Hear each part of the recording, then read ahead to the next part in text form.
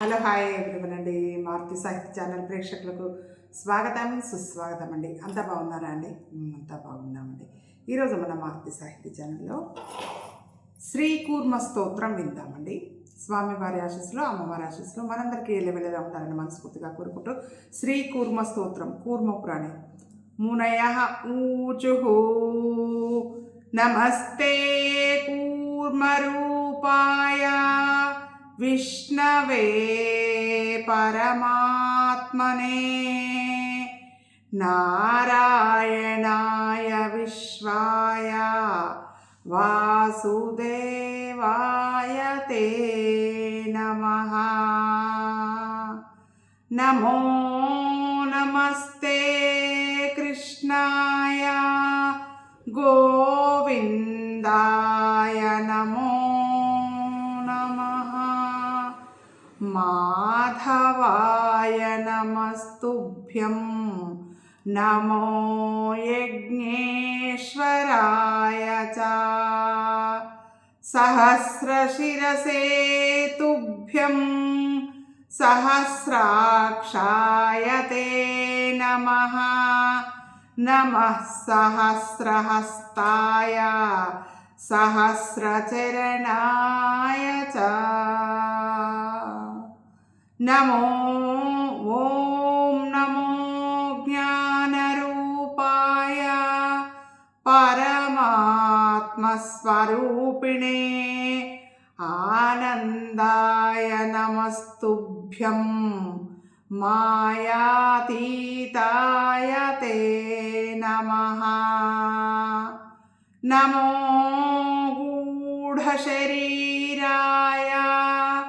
నిర్గుణాయ నమోస్తుతే పురుషాయ పురాణాయ సత్తామాత్రస్వరూపిణే నమః. సాంఖ్యాయ యోగాయ కేవలాయ నమోస్తుతే ధర్మజ్ఞానాధిగమ్యాయ నిష్కళాయ నమోస్తుతే. నమస్తే వ్యోమరూపాయ మహాయోగేశ్వరాయ చ పరావరాణం ప్రభవే వేదవేద్యాయ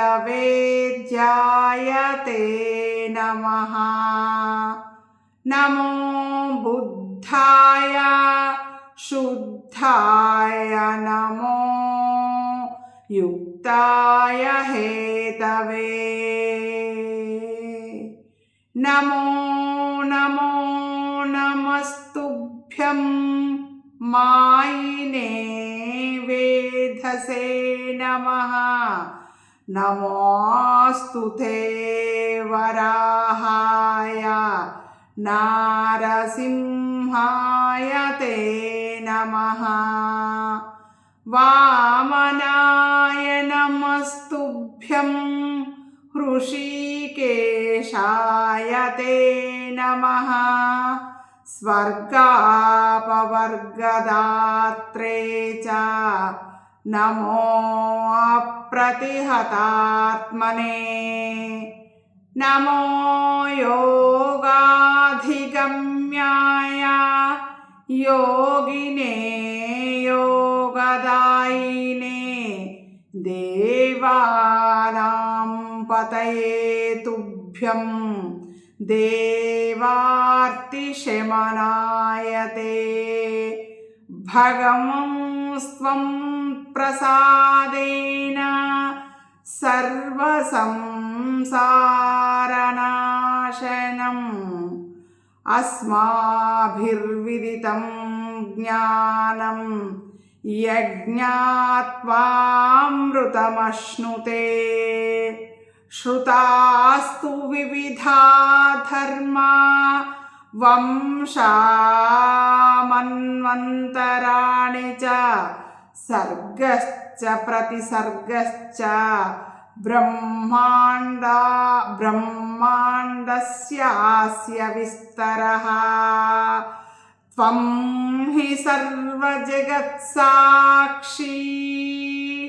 విశ్వో నారాయణః పరః త్రాతుమర్హస్యనంతాత్మా త్వామేవ శరణం గతాః इति कूर्मपुराणे उत्तरभागे षट्चत्वारिंशो अध्याये मुनिभिः कृतं శ్రీకూర్మస్తోత్రం సంపన్నం. స్వామివారి ఆశీస్సులు మనందరికీ ఎల్లవెల్లలా ఉండాలని మనస్ఫూర్తిగా కోరుకుంటున్నానండి. మీ అందరి ఆశీస్సులు, ప్రేమ, ఆదరాభిమానాలు మన మారుతి సాహితీ ఛానల్కి ఎల్లవెల్లలా ఉండాలని మనస్ఫూర్తిగా కోరుకుంటూ మనందరం ఆనందంగా, ఆరోగ్యంగా, సుఖంగా, సంతోషంగా ఎల్లవెల్లలా ఉండాలి అని మనస్ఫూర్తిగా స్వామివారిని వేడుకుంటూ ఉంటానండి. మీ మారుతి సాహితీ ఛానల్.